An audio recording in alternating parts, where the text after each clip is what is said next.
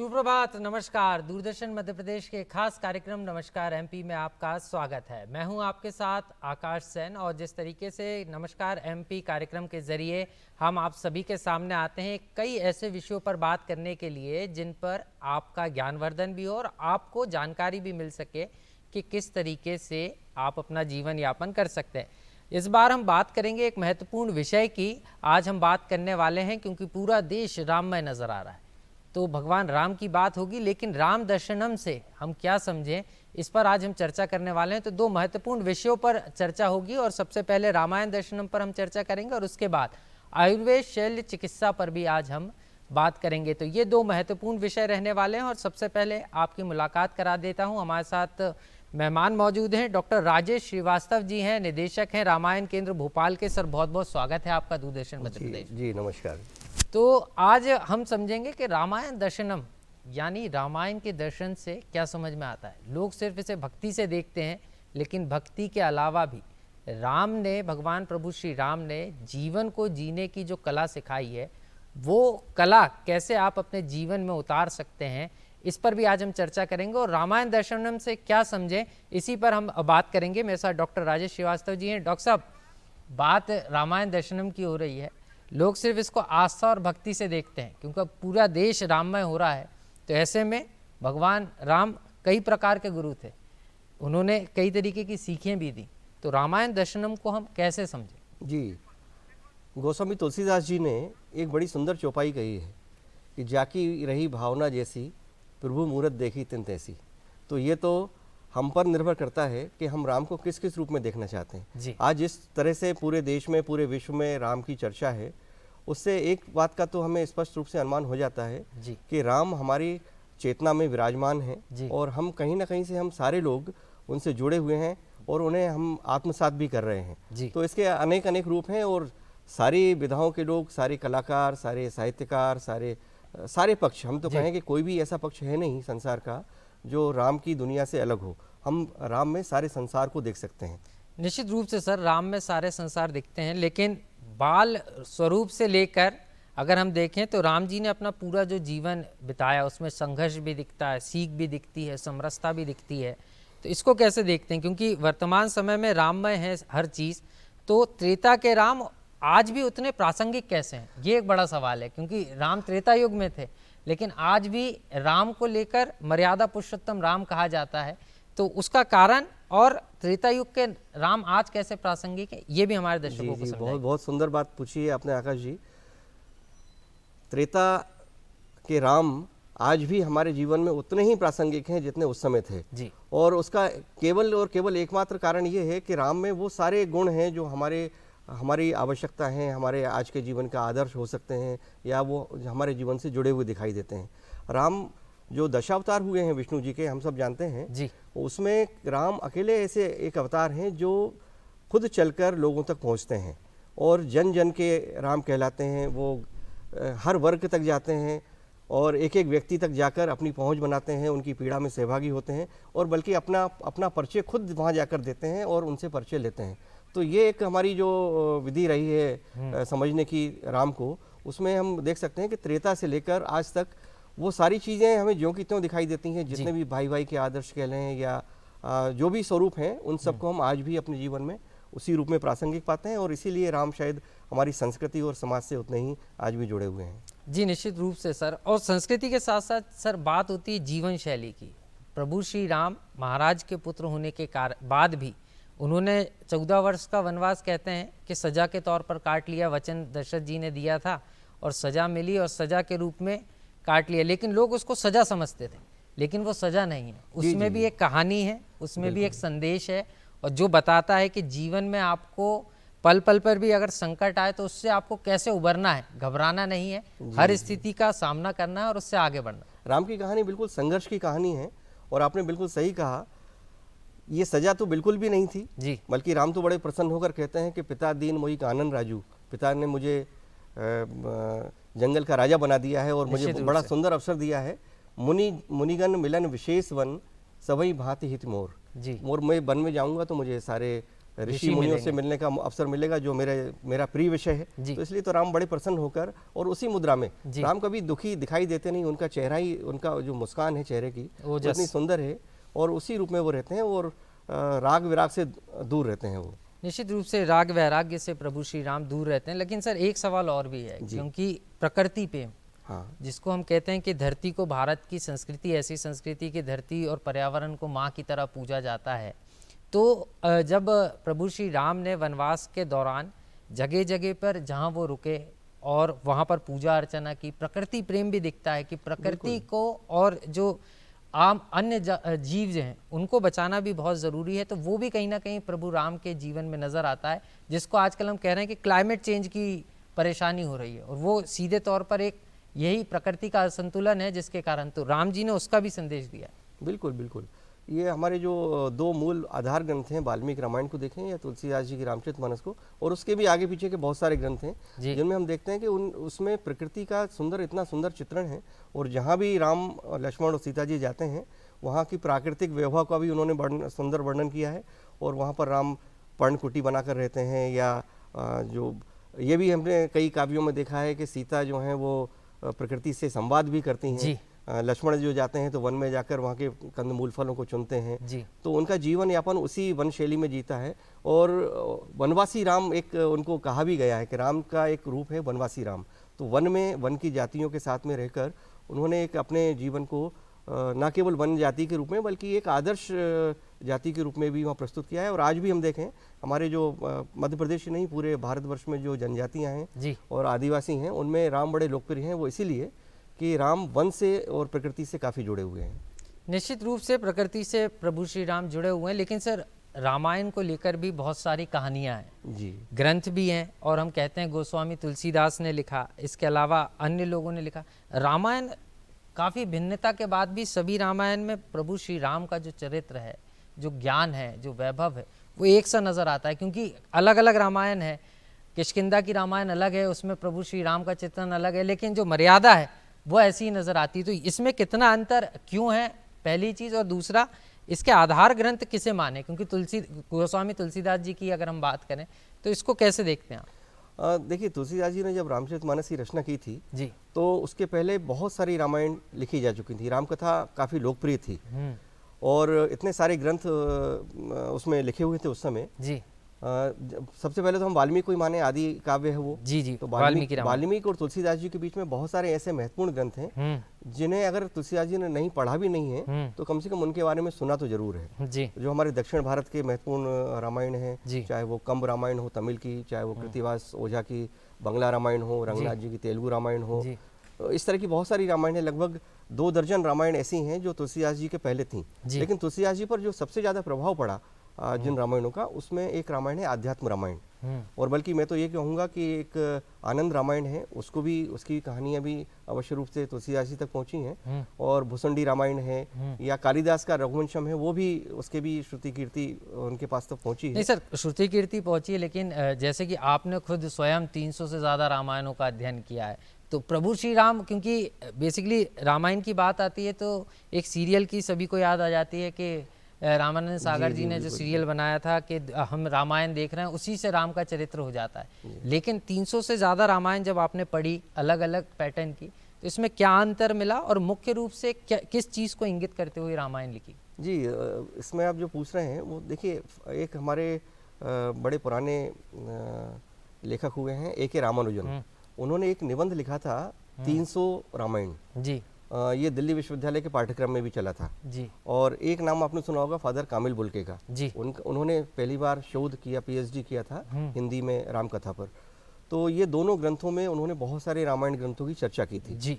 जब मैंने इस विषय में काम शुरू किया तो मेरे पास भी बहुत कम ग्रंथ थे, लेकिन जहाँ तक दृष्टि गई, देश विदेश में भी जाना हुआ, विदेशों में जाना हुआ, वहाँ की रामायणों को देखा, यहाँ की अलग अलग भाषाओं की, भारत के प्रांतों की भाषा रामायणों को देखा, तो उसमें इतने सारी विविधता मिली और उसके बाद भी एक समग्र रूप मिलता है। क्योंकि जो रामकथा हमारे कानों में आती है आज, वो केवल उत्तर भारत की और हमारी रामचरितमानस की ही कथा नहीं है, बल्कि वो अलग अलग प्रदेशों से छन भिन्न कर एक स्वरूप बनता है राम का, और राम उस रूप में एक विकसित होते हैं भले ही वो कथा वाल्मीकि रामायण में या तुलसीदास जी में नहीं हो, लेकिन वो हमारे मन में वो कथा जमी हुई है। जैसे एक उदाहरण आपको दूं कि लक्ष्मण रेखा का एक प्रसंग है जी। वो लक्ष्मण रेखा का प्रसंग हम सबका परिचित है जी जी, लेकिन ना तो वो वाल्मीकि रामायण में प्रसंग है, ना ही तुलसीदास जी के रामचरितमानस में प्रसंग है। यहाँ तक कि जो कंब की रामायण है तमिल की या बंगला रामायण है उनमें भी नहीं है, महत्वपूर्ण रामायणों में वो नहीं है। लेकिन पहली बार इस का उल्लेख जो हमें मिलता है वो तेलुगु की एक रामायण है रंगनाथ रामायण, वहाँ मिलता है। और जो लोकप्रियता मिलती है वो तो हमें बिल्कुल हिंदी उत्तर भारत में एक रामायण है जिसे हम राधे श्याम रामायण बोलते हैं और जिसके आधार पर हमारी पूरी रामलीला आधारित है, जिसे हम रामलीला के रूप में देखते आए हैं, वो राधे श्याम जी की रामायण है। और उसमें ये प्रसंग लोकप्रिय हुआ और बच्चे बच्चे के मन में लक्ष्मण रेखा का जो प्रसंग है जी वो छा गया, अंकित हो गया निश्चित रूप से।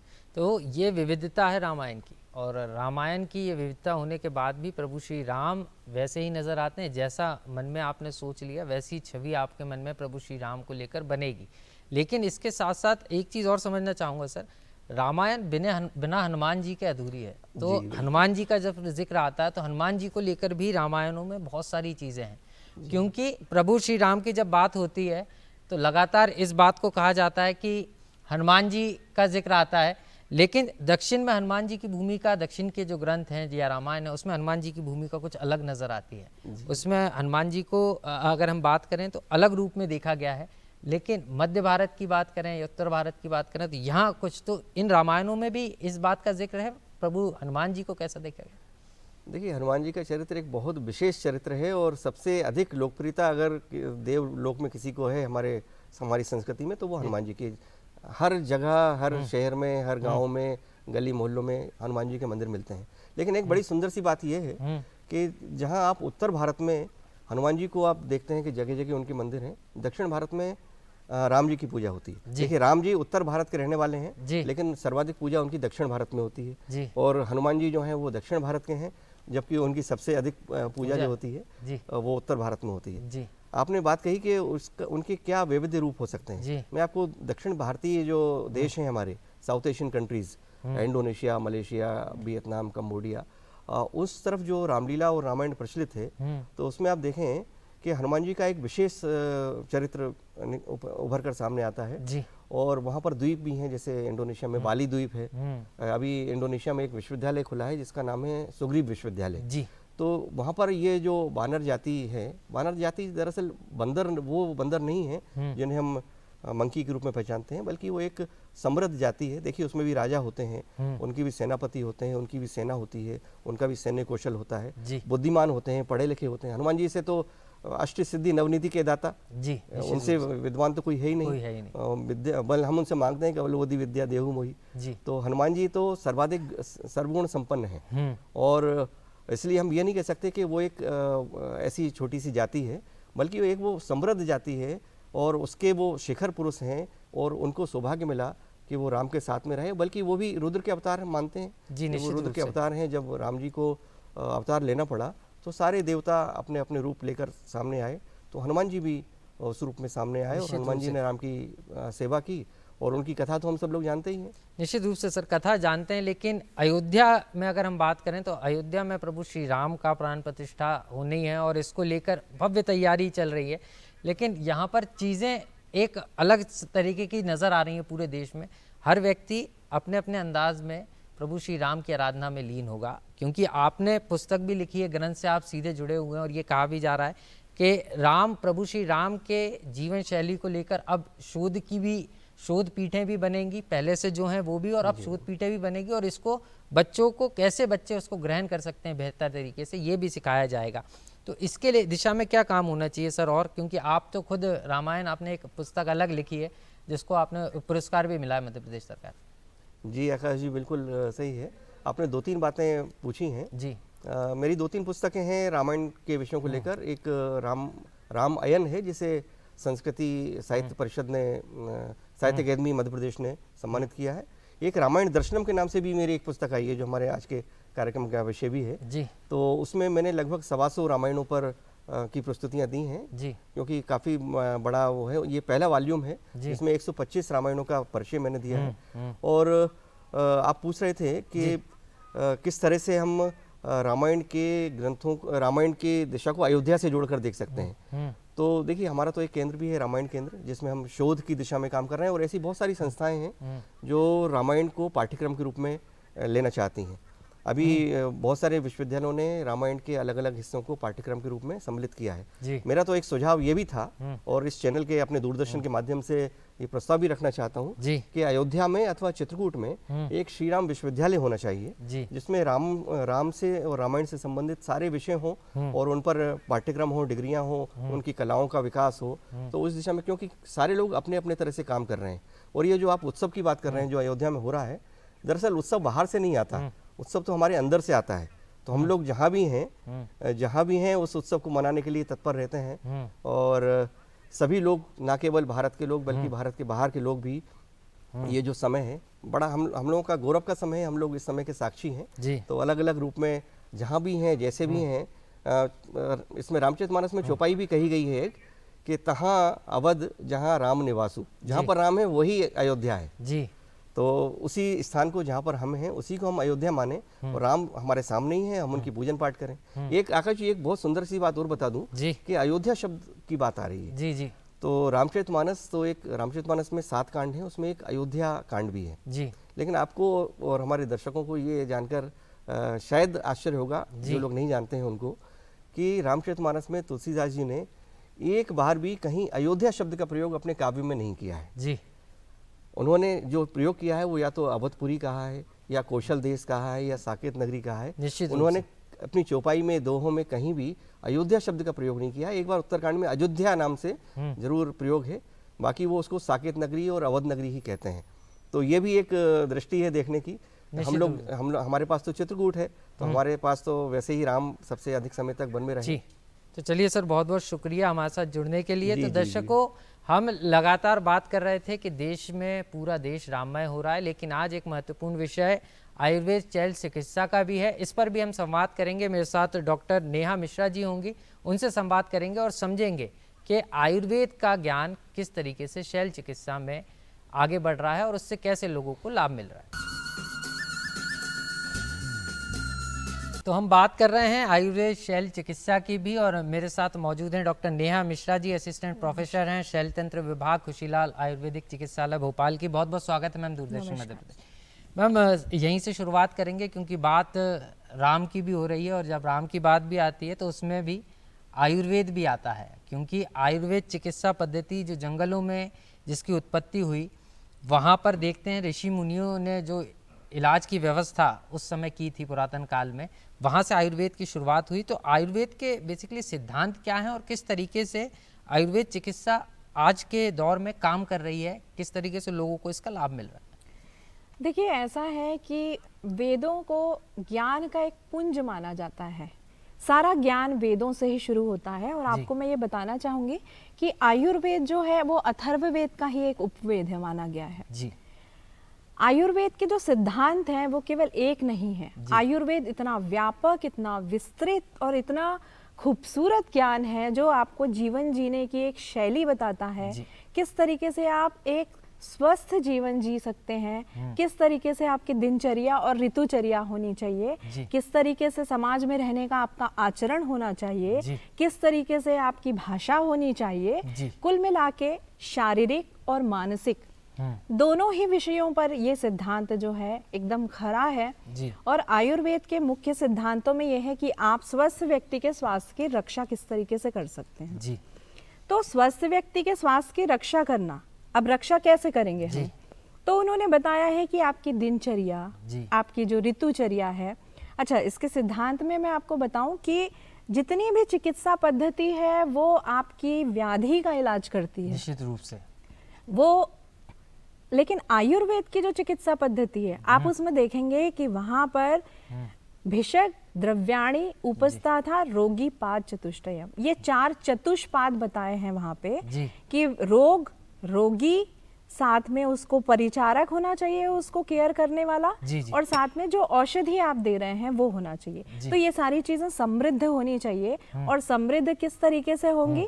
जब हमारा देश, काल, ऋतु, प्रकृति, ये सारी चीजें एक साथ समन्वयित होंगी। पुराने जमाने में आपने देखा होगा जनपदोध्वंस हुआ करते थे जी, एक बहुत बड़े क्षेत्र में महामारी हो जाया करती थी।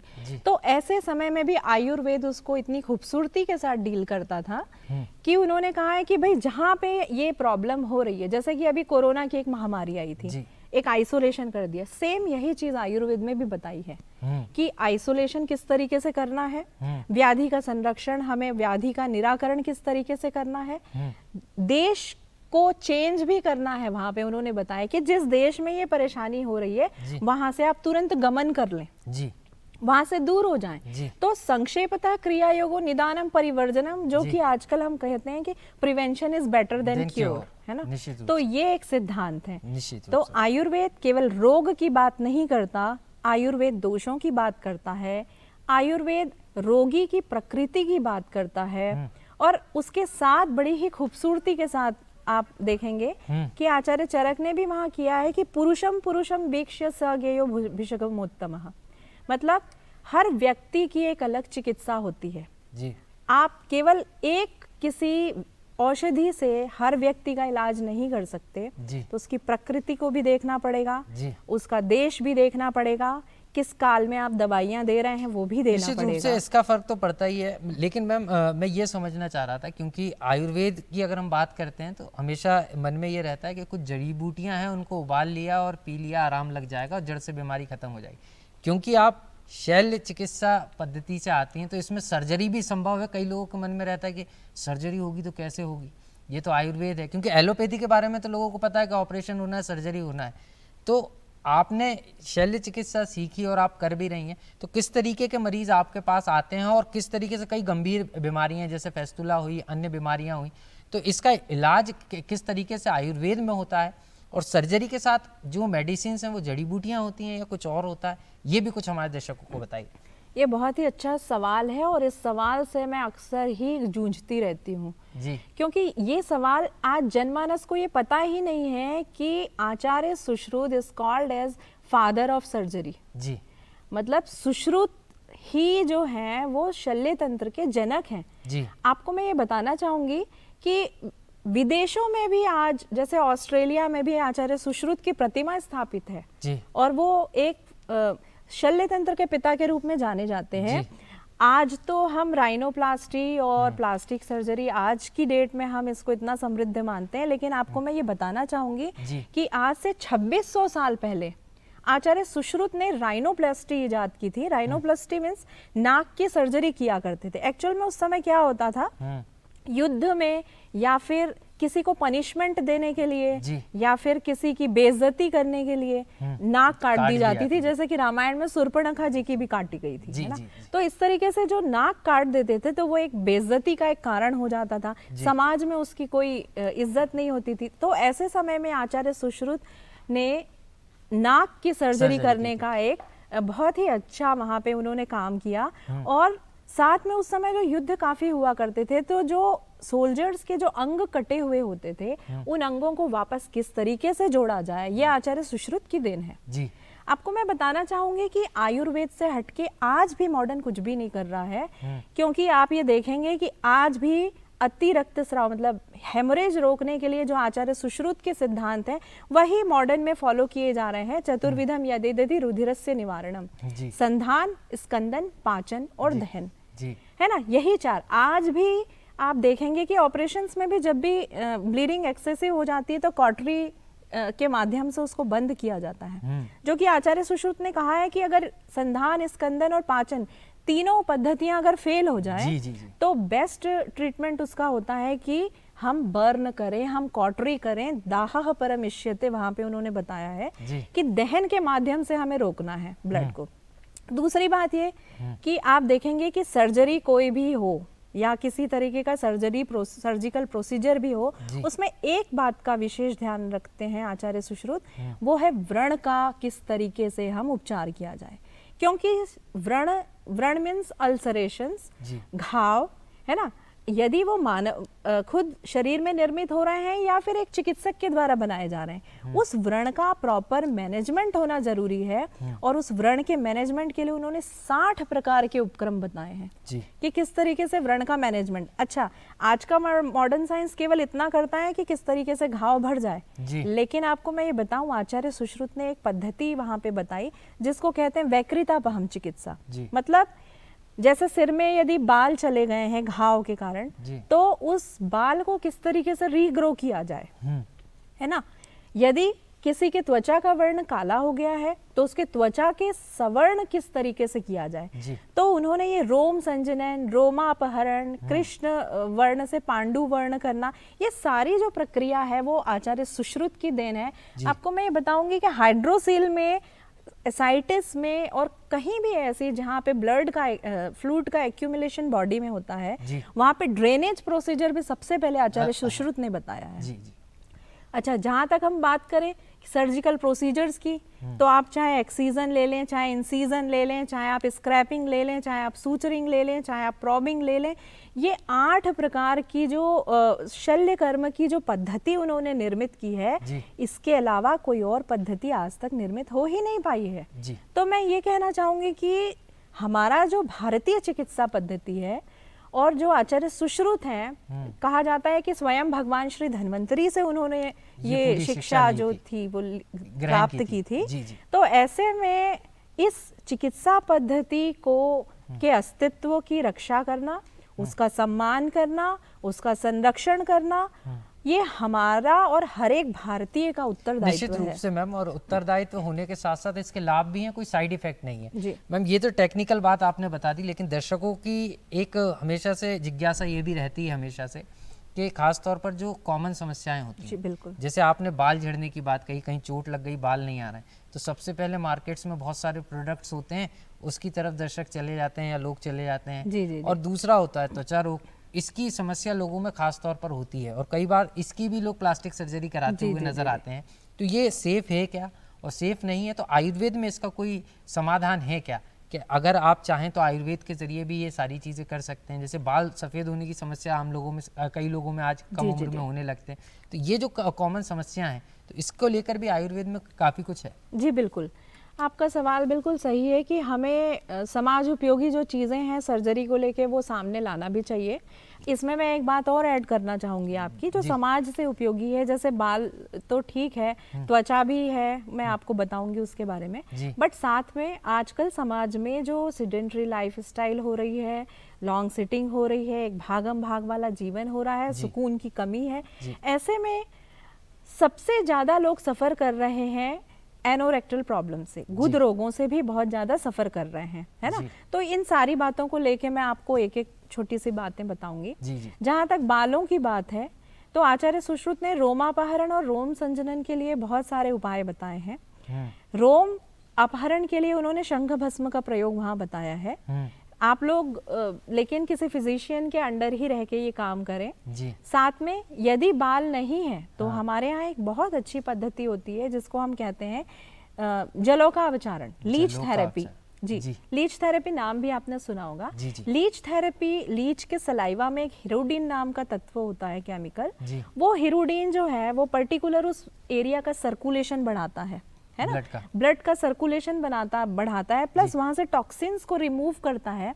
तो किसी कारण से भी, चाहे वो एक्जिमा हो, चाहे वहां पे सिबेशियस ग्लैंड ना हो या हेयर फॉलिकल्स ना हो, तो वो सर्कुलेशन बढ़ाकर इस चीज को एनहेंस करने की जो एक प्रक्रिया करता है। लीच को लेकर जो कीड़े की बात होती है, लोगों के मन में डर भी होता है, क्योंकि आप कई बार हमने देखा है जो तस्वीरें आती हैं चेहरे पर, कई बार पीठ पर, जो वो क्या होता है बेसिकली, और उसमें पेन भी होता है कि लोगों के मन में डर भी रहता है कि कीड़ा काटेगा। नहीं, देखिए, मैं तो पिछले 14 सालों से लीच पे बहुत अच्छा काम कर रही हूँ, और आपको मैं ये बताना चाहूंगी कि कुछ ऐसी बीमारियां हैं जैसे कि स्किन की डिजीज, एक्जिमा हो गया, है ना, या फिर सोरिएसिस हो गया, है ना, या फिर किसी प्लांटर सोरिएसिस की ही हम बात करें, या वेरिकोसिटी की हम बात करें, वेरिकोज वेन्स डेवलप हो जाते हैं, उसके कारण वेरिकोज अल्सर्स हो जाते हैं, डायबिटिक फुट हो जाता है, वहां पे गैंग्रीन फॉर्म होना लगता है, निचले हिस्से में किसी तरह से ब्लड का सर्कुलेशन रुक जाता है, ऐसी सारी प्रक्रियाओं के लिए लीच बेस्ट है आज के युग में। मैं क्योंकि ये निरापद है, इसका कॉम्प्लिकेशन नहीं है। हालांकि लीच करवाने के पहले सारे जो इन्वेस्टिगेशंस हैं जो पेशेंट के हैं वो हम करवाते हैं। प्लस लीच जब भी हम लगाते हैं पेशेंट को तो उनकी लीच बिल्कुल सेपरेट रखी जाती है।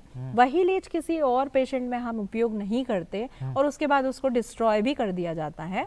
तो इस तरीके से लीच पद्धति एक बहुत ही सक्षम और बहुत ही उपयोगी प्रक्रिया है। आप वेरिकोज वेन में जो है सर्कुलेशन बढ़ाकर वहाँ का कंप्रेशन कम करके ब्लड लेटिंग करके आप पेशेंट को इमीडिएट रिलीफ दे सकते हैं जी।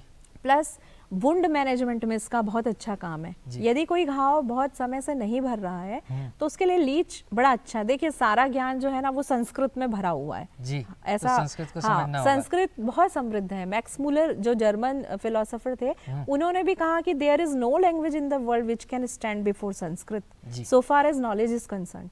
तो वहां पे आचार्य सुश्रुत ने कहा है कि वेदनो शमनार्थाय तथा पाक शमाय च अचिरोत्पत्तिते शोफे कुर्यात शोणित मोक्षणम। ठीक है ना, शोणित मोक्षम में ब्लड लेटिंग, और इस ब्लड लेटिंग का एक जो उपाय है वो है लीच थेरेपी। तो वहां पे आप देखिए वहां पे वेदना का भी शमन हो रहा है पेशेंट के, वहां पे जो स्वेलिंग पेशेंट को हो रही है वो भी चली जा रही है जी। और ये सारी चीजें जब चली जाती हैं तो पेशेंट को इमीडिएट रिलीफ वहां पर मिलता है। प्लस टॉक्सिन्स चूंकि रिमूव होते हैं, सर्कुलेशन प्रॉपर होता है, तो वहाँ पे किसी भी तरीका का एक्जिमा या सोरियासिस उसको इम्प्रूव करने में बहुत अच्छा रोल जो है वो लीच का है जी। निश्चित रूप से मैम फेस्टुला की बात बार बार आती है और ये एक कॉमन समस्या लोगों में हो रही है और इसको लेकर लगातार सवाल भी उठते हैं कि ये खान पान के कारण हो रहा है या दिनचर्या ठीक नहीं है इसके कारण। कई मरीज आपके पास भी आते हैं, कई गंभीर मरीज जिनको डॉक्टर ने ऑपरेशन का कह दिया है लेजर, वो फिर आपके पास आते हैं। तो इसमें कितना समय लगता है और ये बीमारी कैसे बचा जा सकता है, और अगर हो गई है तो कैसे 100% आराम आयुर्वेद से इसमें मिल जाता है? क्योंकि एलोपैथी में कहते हैं कि दोबारा से कई पेशेंट्स को दोबारा भी ये बीमारी हो जाती है। बिल्कुल सही, आपने बहुत ही अच्छा सवाल किया है और मैं हमेशा सोचती हूँ कि मुझे एक ऐसा मंच मिले जहाँ मैं ये बात कर पाऊँ। आज दूरदर्शन ने मुझे वो मंच दिया है, मैं बहुत आभारी हूँ आपके लिए। एक्चुअल में फिस्टुला इन एनो एक, आप ये कह सकते हैं एक सामान्य भाषा में हम कह सकते हैं एक नासूर है जी। ठीक है ना, एक ऐसा घाव जो कि ग्रेन्युलेटेड होता है, मतलब अंदर एक, आप ये समझ सकते हैं उसके अंदर जो टिश्यू ग्रोथ होती है उसकी हार्डनेस इतनी ज़्यादा होती है कि आप समझ सकते हैं प्लास्टिक जिस तरीके से हार्ड होता है उस तरीके का वो हार्डनेस होता है और इसलिए घाव नहीं भरता वहाँ पे। लेकिन आचार्य सुश्रुत ने एक बड़ी ही समृद्ध चिकित्सा, मतलब मैं तो ये कहूँगी कि ये वरदान है जी जी फिस्टुला में। और आपको मैं ये बताना चाहूंगी कि विश्व स्वास्थ्य संगठन ने क्षार सूत्र चिकित्सा पद्धति को बहुत ही समृद्ध माना है और ये माना है कि ये बेस्ट चिकित्सा पद्धति है फिस्टुला इन एनो के केस में जो आज हम करते हैं। और मैंने अपने 14 साल के इस इतिहास में कभी भी इस तरीके का रेकरेंस नहीं देखा पेशेंट में, जो कि एलोपैथी जो फिस्टुलेक्टमी की जो एक टेक्निक होती है उस दौरान जनरली पेशेंट्स को रिकर होता है, ये दोबारा भी हो सकता है ये पेशेंट को। लेकिन क्षार सूत्र एक इतनी खूबसूरत पद्धति है, उसमें बड़ी सुविधाजनक अच्छा, एक अच्छी बात यह इसमें चीरफाड़ भी नहीं है। अच्छा जी। मतलब जो एक्सटर्नल ओपनिंग फिस्टुला की रहती है वहां से एक मेडिकेटेड थ्रेड जिसको हम क्षार सूत्र कहते हैं और जिसमें स्नूही और अदर मेडिसिन कोटिंग जो रहती है उसको हम अंदर इंसर्ट करवाते हैं और उसको हम हर 7 दिन में या 3 दिन में 4 दिन में उसको चेंज करते हैं। धीरे धीरे कटिंग होती है, धीरे धीरे हीलिंग होती है और एक समय ऐसा आता है कि पेशेंट बिल्कुल उस रोग से मुक्त हो जाता है जी। तो ये डिपेंड करता है कि आपका लेंथ कितना है फिस्टुला का। जैसे आपका 2 सेंटीमीटर का लेंथ है यदि फिस्टुलस ट्रैक्ट का तो उसको ठीक होने में आप मान के चलें कि कम से कम 15 से 20 दिन का समय लगता है जी। और मैम यही आयुर्वेद की विशेषता भी है शायद, क्योंकि अगर रामायण से में देखें इसको तो जब प्रभु श्री राम के भाई लक्ष्मण को बाण लगा था तो उसके इलाज के लिए भी संजीवनी पर्वत से जो जड़ी बूटियां एकत्रित की गई थी उसी का से उनको आराम मिला था और दोबारा से जीवन मिला था। तो आयुर्वेद में जिस तरीके से आपने फिस्टुला का के बारे में विस्तार से बताया, और कौन कौन सी ऐसी गंभीर बीमारियां हैं जिसके संबंध में लोगों को जानकारी नहीं है, तो उसको लेकर आप क्या कहेंगे?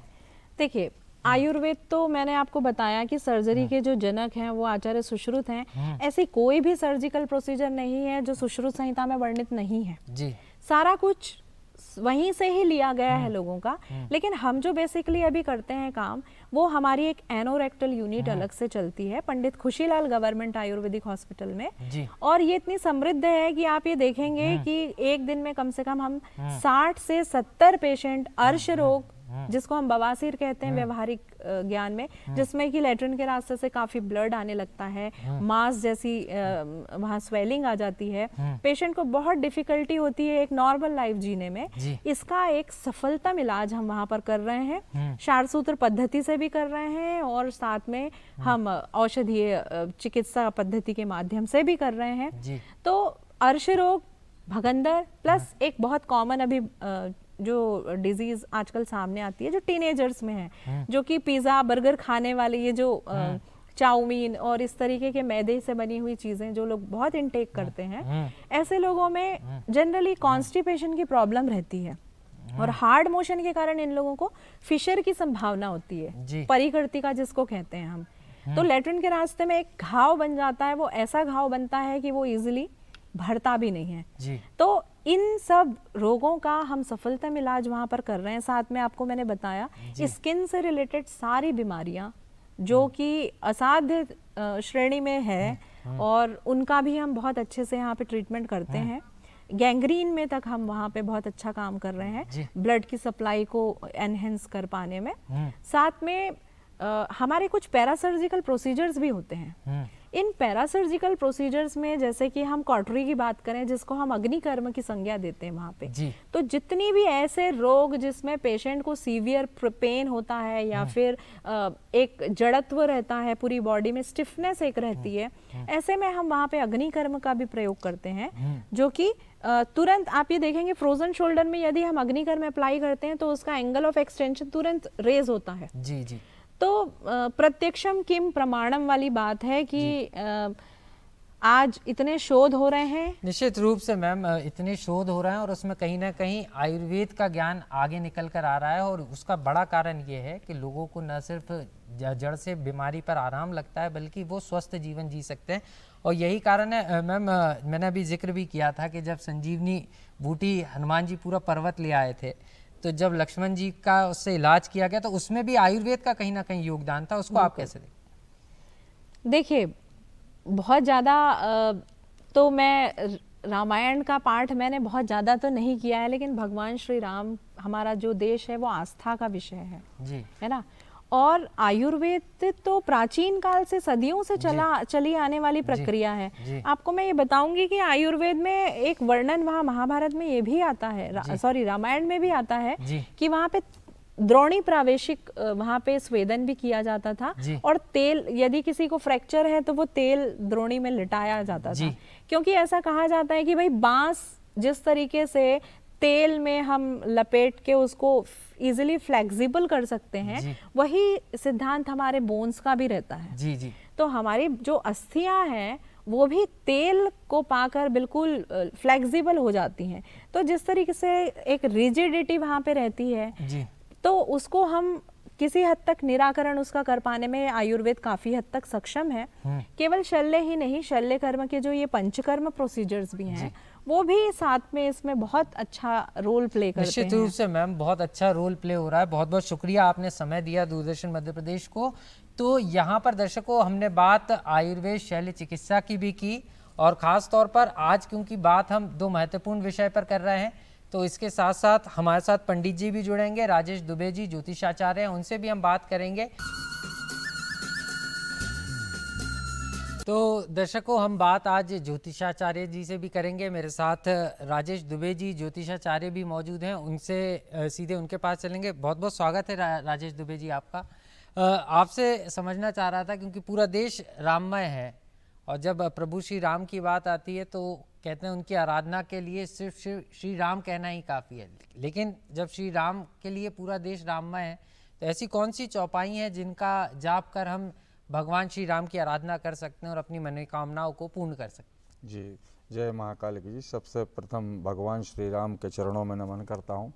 ॐ आदौ राम तपो मनादिगमनं हत्वा मृगं काञ्चनं वैदेही हरणं जटायुमरणं सुग्रीवशं भाषणं बालेन ग्रहणं समुद्रतरणं लङ्कापुरीदाहनं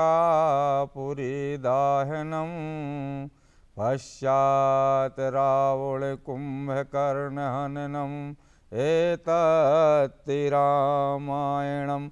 मर्यादा पुरुषोत्तम भगवान श्री राम के चरणों में प्रणाम करता हूँ। भगवान श्री राम में जो आपने बोला कि राम में जो राम शब्द जो है, भगवान मर्यादा पुरुषोत्तम राम जो है नारायण के 7वें अवतार भगवान राम जी का हुआ। और जो राम शब्द है, ये राम शब्द ही अपने आप में जो जहाँ राम शब्द आता है वहाँ करुणा आता है जी, प्यार प्यार आता है जी, आस्था आती है, परोपकार आता है। तो ये राम शब्द के साथ साथ जहाँ राम जो अंदर आत्मा में जो रमण करता है उसे अपन राम बोलते हैं। जो अंदर आत्मा में जो परमात्मा का वास कहते हैं वही राम ही आत्मा में आपकी रमण करता है।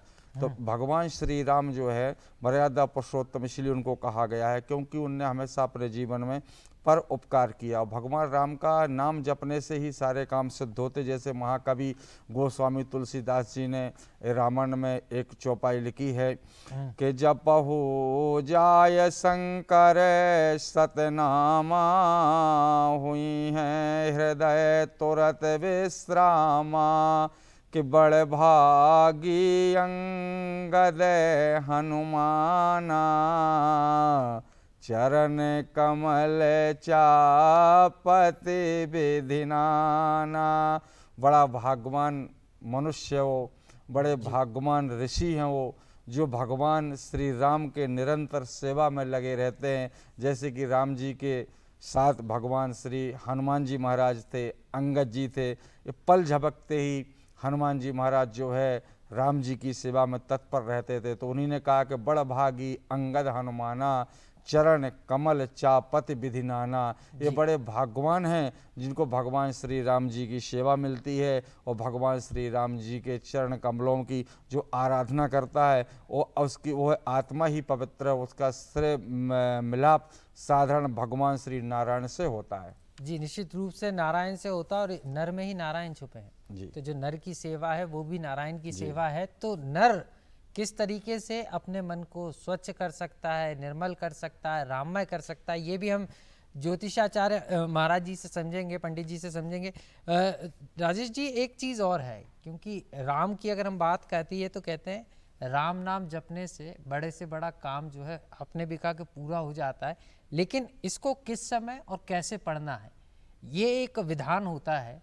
तो क्योंकि पूरा देश राममय है तो हमारे दर्शकों को ये भी बताइए कि किस समय किस तरीके से प्रभु श्री राम के नाम का जाप करना है जिससे आपकी जो मनोकामना है वो पूर्ण हो सकती है। देखिए, सबसे पहले हमारी रामायण का जो उल्लेख हुआ है ये वाल्मीकि जी ने किया। तो वाल्मीकि जी की जो थे एक साधारण मनुष्य थे, हमारे आपकी तरह साधारण मनुष्य थे। मतलब वो ज़्यादा कुछ पढ़े लिखे नहीं थे, मगर राम नाम की महिमा से वो महर्षि वाल्मीकि बन गए। क्या बन गए? महर्षि वाल्मीकि। तो उनका महर्षियों में नाम आने लगा। पहले साधारण नाम, जैसे ऋषि होते थे, एक महर्षि होते हैं, ब्रह्म ऋषि होते हैं, देव ऋषि होते हैं, जैसे नाराज देवताओं के ऋषि हैं, ब्रह्म ऋषि हैं। तो जो वाल्मीकि जी थे ये पढ़े लिखे नहीं थे, तो इन्हें किसी व्यक्ति ने हमारे आपके जैसे बता दिया कि यार आप बेफालतू कार्य क्यों करते हो, कम भगवान की सेवा में लग जाओ तो आपका कम से कम उद्धार हो जाएगा। तो उन्होंने कहा कैसे उद्धार हो जाएगा? तो उन्होंने कहा मुझे कोई मंत्र दे दो आप। तो एक हमारे ऐसे आपके ऐसे आदमी को उन्होंने कहा आप राम राम जपो। तो अब पढ़े लिखे तो थे नहीं, तो उन्होंने कहा उनने सुन लिया मरा मरा मरा मरा मरा मरा। तो वहाँ एक गोस्वामी तुलसीदास जी ने वाल्मीकि रामायण में एक चौपाई ली है कि उल्टा नाम जपते जग जाना, वाल्मीकि भावो ब्रह्म है समाना। उन्हें सच्ची निष्ठा और भक्ति के साथ राम जी का नाम जपते उन्हें राम राम की जगह मरा मरा कहते रहे। तो देखिए वो स्वयं ब्रह्म के समान वाल्मीकि जी को गए। वो वाल्मीकि ऋषि वो हैं, साथ में आपको याद होगा कि जिनने माता सीता जी का कि बच्चों का भरण पोषण अपने आश्रम में ही उनको जगह दी, लौक उसको उनने सारी धनुर्धर विद्या सिखाई। तो राम शब्द की बहुत बड़ी महत्ता है। राम शब्द वो है कि आपके जीवन में जैसे समुद्र सेतु बंधा, तो सेतु बांधते समय जो जब उनने पत्थर उठाया और जल में डाला तो पत्थर डूबने लगा, तो उस समय हनुमान जी थे। तो हनुमान जी को एक आत्मिकता, बहुत बड़ा विश्वास था। वो कैसे विश्वास था हनुमान जी को उनके अंदर कि विनय प्रेम बस भाई भवानी, हसी माल मूरति मुस्कानी। यदि वास्तव में आप सच्ची श्रद्धा और निष्ठा के साथ यदि पत्थर की मूर्ति को पूछते हो तो वो भी आपके सामने हंस देती है। जैसे कि ये वहाँ का प्रसंग है जो मैंने अभी चौपाई बोली है, जब माता सीता जी जो है पहली बार जब माता जी का पूजन करने के लिए गई तो हमने ब्रह्मता के साथ किया था। तब बाबा गोस्वामी तुलसीदास जी ने लिखा है उस रामायण के, बिना प्रेम में बस भई भवानी, खसी माल मूरत मुस्कानी। तो सबसे पहले जो है कि आपकी जो अंदर का एक विश्वास है, वो आस्था है, यदि आप वाकई में राम नाम जपते हो तो आपका करोड़ों मतलब पापों का भी उससे निधान होता है। और फिर वो जपना कैसे चाहिए, भगवान राम को कैसे पसंद है मैं आपको बता रहा हूँ कि निर्मल जन्मा जन मोहि भावा, मोहि कपट छल छेद्रण भावा।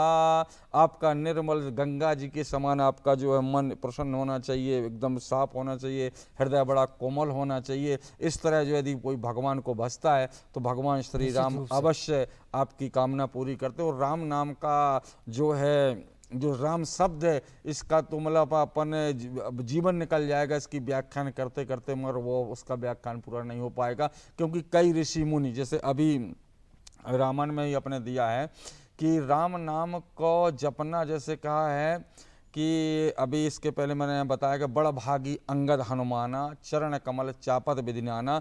कई जन्म जन्मांतक ऋषि लोग हिमालय में बड़े बड़े पर्वतों पे, गंगा तट पे, नर्मदा जी के तट पे जो है भगवान राम नाम जो जाप करते हैं। तो एक रामायण में मतलब चौपाई महाकवि गोस्वामी तुलसीदास जी ने एक चौपाई लिखी है कि जन्म जन्म मुनि जतन कराही, ओ अंत राम मुख आवत नाही।